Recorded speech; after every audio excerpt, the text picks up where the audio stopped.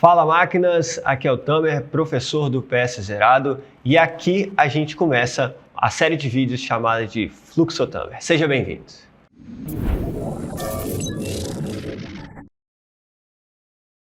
Professor, de que se trata essa nova série Fluxo Tamer? Que nome é esse?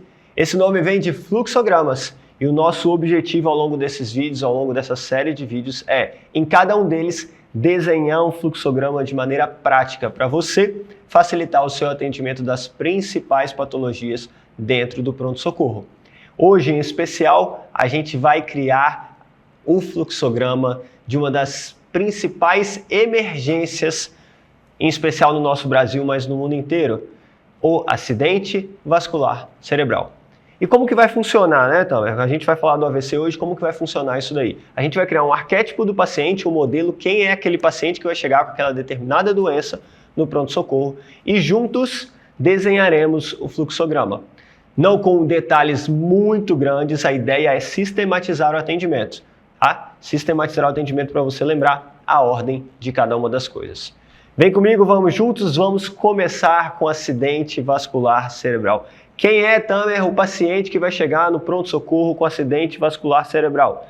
Geralmente é aquele adulto ou idoso, ali por volta da 6ª década de vida, um pouco mais do sexo masculino, mas cada vez mais as mulheres também. Geralmente portador de uma vasculopatia. E quando eu falo vasculopatia, eu estou falando também de doenças que levam à vasculopatia. Hipertensão, diabetes, dislipidemia, tabagista, etilista, história de TVP, história de TEP, história de IAM, história de AVC, entre outras coisas. Então vamos desenhar aqui o arquétipo, então, é o adulto ou o idoso. Não vou colocar o sexo aqui, mas a gente já conversou, mas vasculopatia. E quando eu falo vasculopatia, vocês têm que lembrar das doenças que levam à vasculopatia, tá? Tamer, só isso? Não, o quadro clássico, com um déficit neurológico agudo. Ponto final. Esse é o arquétipo do paciente com AVC. Déficit neurológico. Beleza? Chegou um paciente assim, imediatamente se abre o protocolo de AVC. A gente tem, então, no início do nosso fluxograma a suspeita de AVC. Tendo um paciente com suspeita de AVC, qual é a primeira coisa que a gente tem que fazer? Monitorização. MOVE. Monitorização, oxigênio se necessário e acesso venoso. Então move.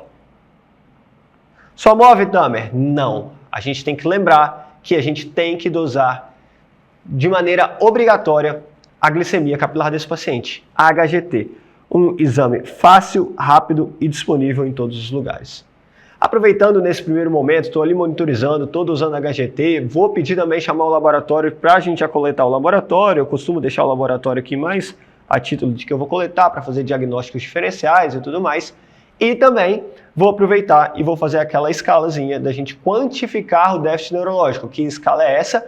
O NIH, certo? Então, nesse momento também você vai calcular o NIH desse paciente.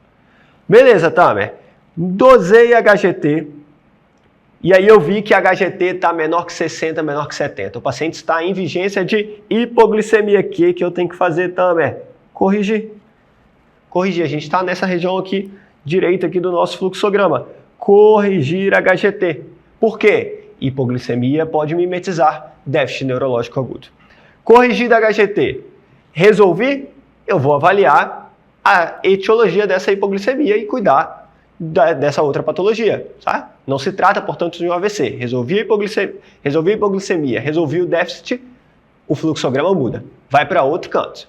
Agora, resolvi a hipoglicemia e não resolvi o déficit, a gente volta de novo para o eixo principal do nosso fluxograma. Tamer, concomitante a isso, o que eu estou fazendo também? O paciente está estável ou está instável? Tem instabilidade hemodinâmica, aqui ó, no verde claro aqui no canto, a gente vai fazer um ABCDE, semelhante ao que a gente faz no trauma. ABC, na verdade é um ABC, né? O D e o S já está fazendo tudo junto ali por se tratar de uma patologia neurológica. Está instável, eu estabilizo e volto para o meu eixo principal do fluxograma.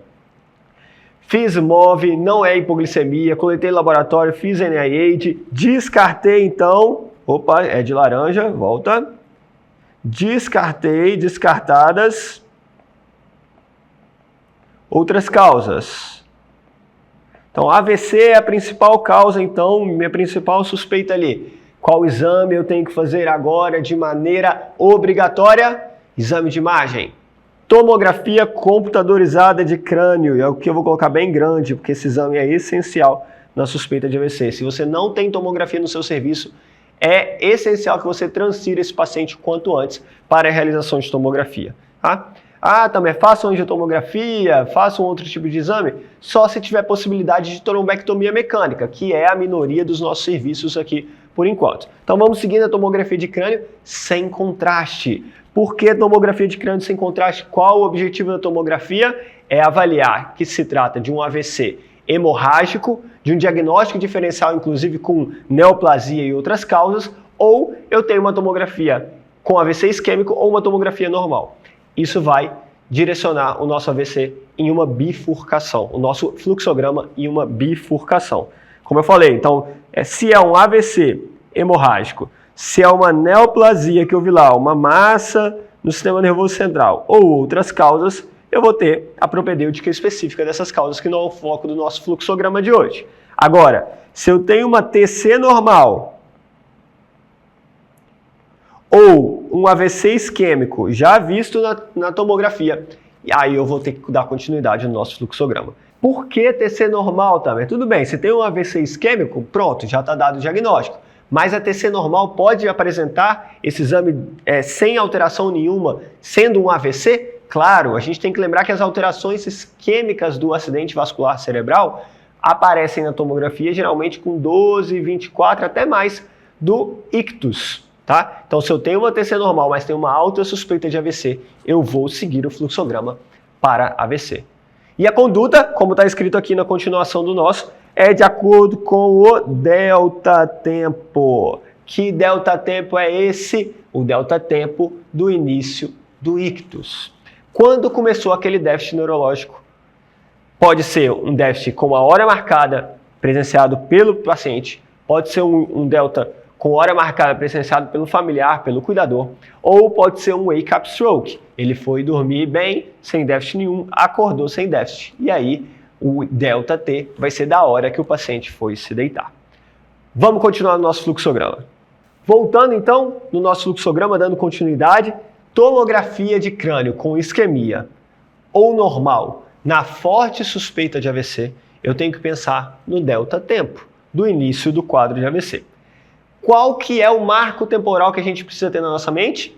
4 horas e meia. Se eu tenho um delta T de mais de 4,5 horas, eu não posso trombolizar esse paciente pelo risco de transformação hemorrágica.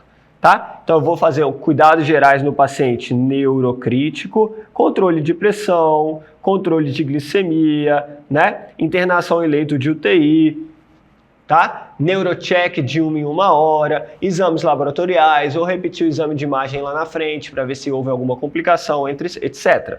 Vou prescrever profilaxia secundária, tá? Com AES, clopidogrel, tá? Profilaxia secundária de novos eventos, inclusive com estatina de alta potência, se disponível, se não propriamente a simvastatina, tá? E vou fazer também a investigação da etiologia, investigação etiológica.